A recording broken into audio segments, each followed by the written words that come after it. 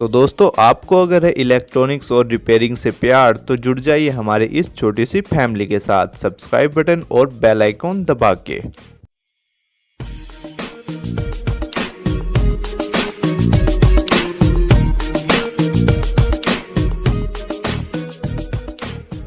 तो अभी आप बस इतना देखिए कि जब आपकी इमरजेंसी कोई खराब आएगी तो उसमें ये जो आपको पार्टीशन दिख रहे हैं, एक तो इसमें कोई पार्टीशन नहीं दिखेगा आपका, यहाँ पर आपको दिखा देगा पार्टीशन टेबल नॉट फाउंड, और जो आपका फर्मवेयर है ये भी आपका आ जाएगा फर्मवेयर नॉट फाउंड।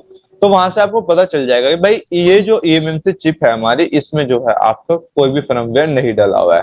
फिर उसको जो है आपको अलग से फिर उसको प्रोग्राम करना रहेगा। तो ये आपके जो थे आपके ईएमएमसी के लोग थे जो आपको देखने रहते हैं, ठीक है।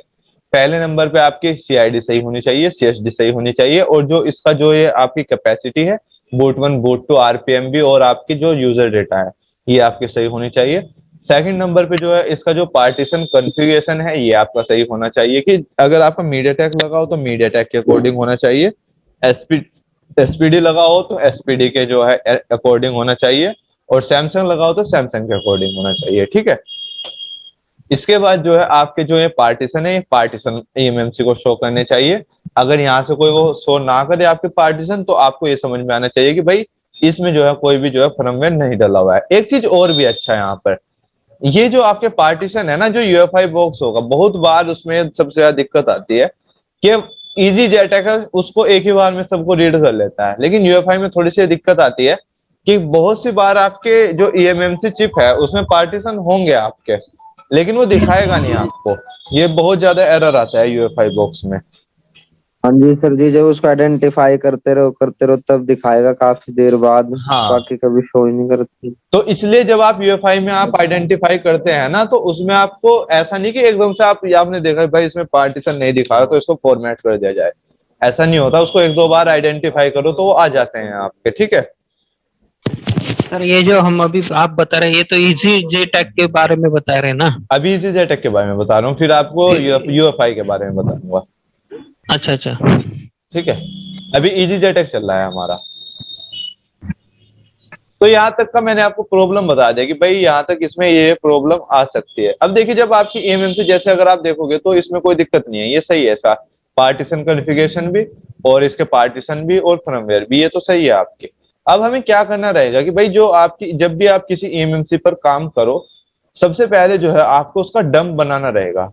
अब जो ये डंप हम बनाते क्यों हैं, देखिए जो हम डंप बनाते हैं इसमें जो है आपकी जो बूटिंग फाइल होती है वो आपके आ जाती हैं। ये डंप का काम आपका इतना रहता है कि जो डंप फाइल आपकी होगी ये आपके फोन को जो है वाइब्रेशन तक, लोगो तक, या फिर आपके जो ब्लिंक करता है आपका फोन वहां तक ले जाएगा आपका डंप फाइल। ये पूरा जो ये आपका सिस्टम से बूट नहीं कराएगा आपका, मतलब पूरी तरीके से फोन आपका ऑन नहीं होगा। संजय कुमार आपका माइक चल रहा है। हेलो सर जी। जी बोलिए। ऐसे सर जी, एक MI6 से आया था, वो सिर्फ वाइब्रेट ही कर रहा था, तो उसमें डम की प्रॉब्लम हो सकती है? नहीं उसको और सर वो चार्जिंग लगाने पे सर वो इंडिकेट आ रहा है बस। हाँ, उसको जो है रिपेयर करना होगा, उसके ईएमएमसी में प्रॉब्लम रहती है। इस तरह की मैंने प्रॉब्लम की है, वो ईएमएमसी का आता है इशू। वो उसमें सर कोई सॉर्टिंग ही नहीं है सर जी। कोई बात नहीं, अभी देखिए, अभी आप अगर आपके पास पड़ा हो किसी का, आप बॉक्स ले लीजिएगा, अभी आप उसको रिपेयर कर लोगे इस क्लास के बाद। जी जी जी सर जी।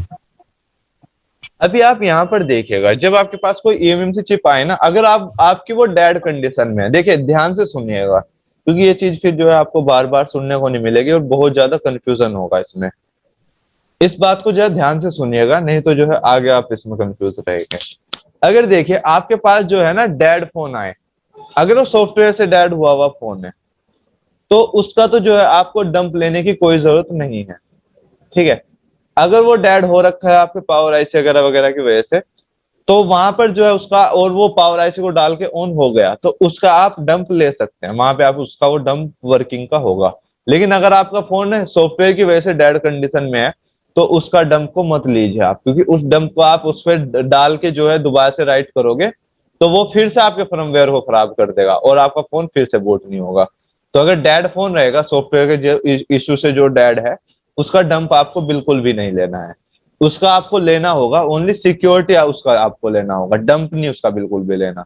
डंप आपको सिर्फ उसका लेना है जो आपका फोन ऐसा है कि भाई आपका हैंग ऑन लोगो है आपका, या फिर लोगो तक आ रहा है, या फिर वो वाइब्रेट कर रहा है, इतना तक है वो फिलहाल, तो उसका आप डंप ले सकते हो। ठीक है, अगर डेड फोन रहेगा तो उसका डंप नहीं लेना आपको। तो ये बात तो समझ में आई ना सभी भाइयों को? मतलब हार्डवेयर से रिलेटेड अगर वो फोन डेड है तो उसका डंप ले सकते हैं।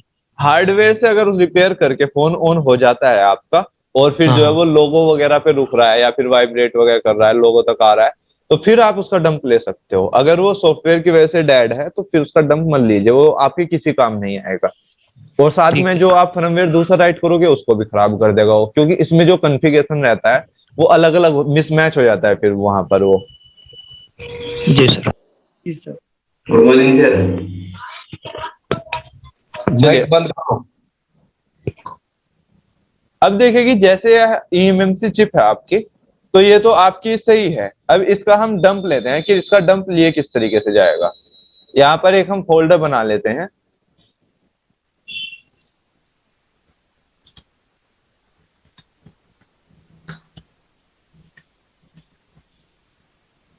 लेनोवो A6000, ठीक है, एक फोल्डर यहाँ पर हमने बनाया, और यहाँ पर एक इसमें सब फोल्डर और बना लेते हैं, सिक्योरिटी।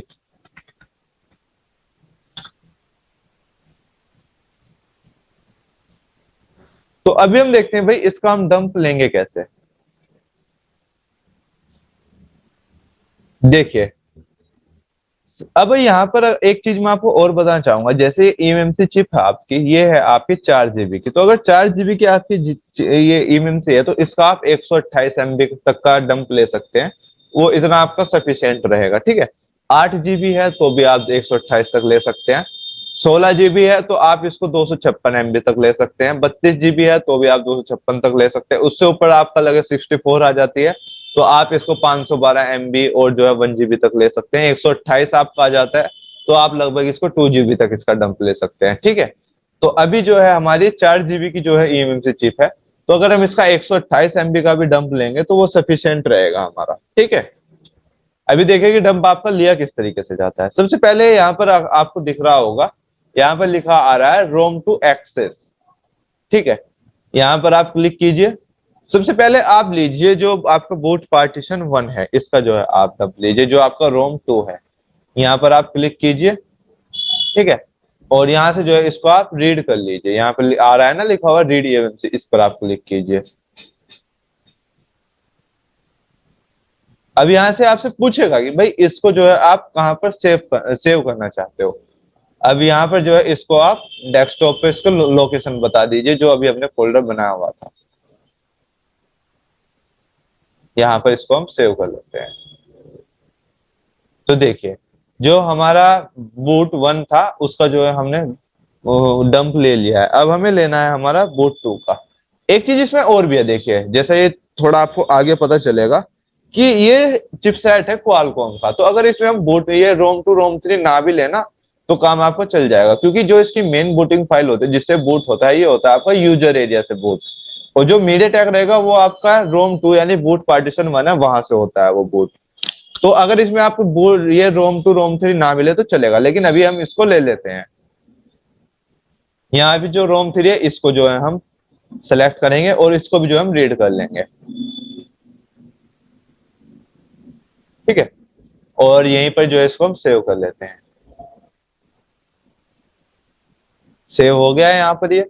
अब इसके बाद जो हमारा मेन है वो है इसका यूजर डेटा, इसको जो है हमें लेना है। अब ये यूजर डेटा है, अगर आपने यहाँ पे इसको रीड कर दोगे तो जितना इसका साइज था तो पूरे के पूरे को ले लेगा। अब इतने की तो हमें जरूरत नहीं है, हमें चाहिए अपना ओनली 128 MB का। तो यहाँ पर हम क्लिक करेंगे और यहाँ से जो है इसको हम 128 MB सेलेक्ट कर लेंगे। ठीक है, और यहाँ से जो है हम रीड ईएमएमसी देंगे और इसको भी जो है हम यहीं पर सेव कर लेंगे।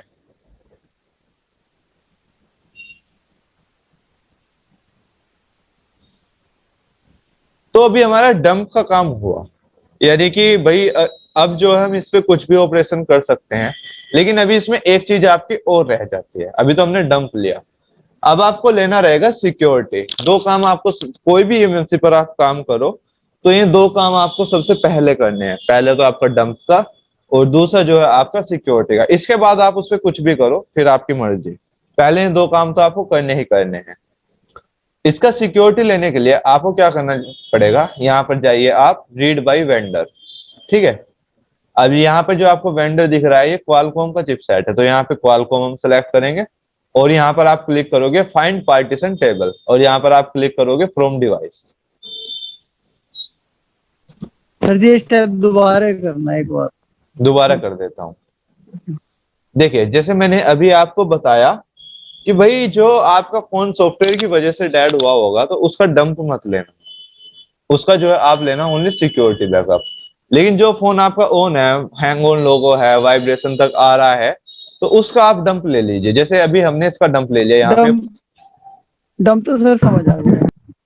हाँ तो अभी जैसे देखिए यहाँ पे जैसे eMMC पूरी खराब हो गई तो फिर कैसे लेंगे सिक्योरिटी? फिर उसमें उसका आप कुछ नहीं ले सकते। अगर आपकी eMMC पूरी तरीके से खराब हो जाती है तो वहां पर जो है आपको फिर अलग से बनाना पड़ता है। उसमें डंप आप डाउनलोड करके डालिए और जो उसका सिक्योरिटी है उसको जो आपको अलग राइट करना पड़ता है फिर, ठीक है। अभी आप यहाँ पर देखोगे तो यहाँ पे आपका रोम 1, रोम 2, रोम 3 तीनों आ गए आपके, ठीक है। जो आपका रोम 1 था यूजर एरिया, या लगभग आपका 128 MB का हमने लिया था, तो ये वही साइज यहाँ पर दिखा रहा है। और ये चला 4 GB के जो है रोम 2, रोम 3 है। और ये इसकी ESD CSD फाइल है जिससे जो है इसका कॉन्फ़िगरेशन सेट होता है। जो मैंने आपको बताया था अभी 0x38 वाला जो इसका कॉन्फ़िगरेशन था वो इसकी वजह से सेट होगा आपका। अब इसके बाद आपको क्या करना है, जब आपने डंप ले लिया अब आपको लेना रहेगा इसका जो सिक्योरिटी का बैकअप। उसके लिए आपको जाना रहेगा जो रीड बाय वेंडर है यहाँ पर, ठीक है। रीड बाय वेंडर में जाने के बाद यहाँ पर आप ये जो वेंडर दिख रहा है यहाँ पर आप सिलेक्ट कीजिए। अगर मीडियाटेक रहेगा तो मीडियाटेक, सैमसंग रहेगा सैमसंग और क्वालकॉम रहेगा क्वालकॉम। तो यहाँ पे क्वालकॉम, ये जो हमारा क्वालकॉम है इसको जो हम अभी सिलेक्ट करेंगे, ठीक है। इसके बाद यहाँ पर क्लिक करेंगे जो फाइंड पार्टीशन टेबल है और यहाँ पर करेंगे फ्रॉम डिवाइस।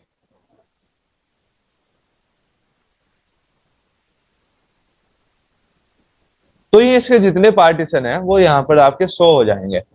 अब इसमें आपको इतने सारे जो आपको पार्टीशन दिख रहे हैं इन सबको आपको लेने की जरूरत नहीं है। जो आपका क्वालकॉम रहेगा ये रहता है मॉडेम 1, मॉडेम 2 और इसमें FSG एक ये 3 फाइल जो आपका लेना जरूरी रहता है। एक इसमें जो आपका FRP और प्रीसिस्ट फाइल एक होती है जो MI लॉक के लिए काम, जो MI का अकाउंट होता है उसके लिए जो मेन रोल करती है, उसको भी आप ले सकते हो। लेकिन ये जो इसके मेन आपको जो लेने ही लेने हैं वो आपके लेने हैं मॉडेम 1 और मॉडेम 2 और FSG, इनका आपको बैकअप लेना है, ठीक है। इसको जो है अब आप रीड कर लेंगे। यहाँ पे जो आपको दिखाई दे रहा है रीड, यहाँ पर आप क्लिक करोगे तो ये इसके बाद आपसे पूछेगा कि भाई आप इसको सेव कहाँ करना चाहते हो। तो अब इसके अंदर जो हमने सब फोल्डर बनाया था सिक्योरिटी का, यहाँ पर इसको हम सेव कर देंगे, ठीक है।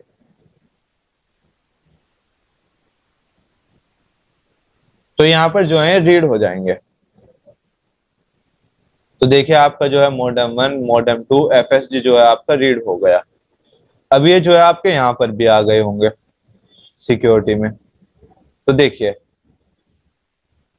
ये रो प्रोग्राम यानी क्वालकॉम के उससे हमने बनाया। तो अगर इसको हम अलग से किसी टूल से राइट करना चाहें तो वहां से भी हो सकते हैं। ये जो रो प्रोग्राम यहाँ पर बना है इसके द्वारा।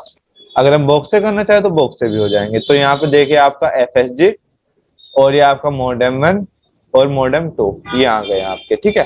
तो ये आपका सिक्योरिटी का बैकअप हुआ। डंप आपने ले लिया और आपने जो है सिक्योरिटी का बैकअप ले लिया। बस अब जो है आप सेफ जोन में हो। अब आप इस पे आप कुछ भी काम कर लीजिए। अब आपका जो हैंडसेट है वो डेड नहीं होगा। बस 2 चीजें ये आपके पास होनी जरूरी है।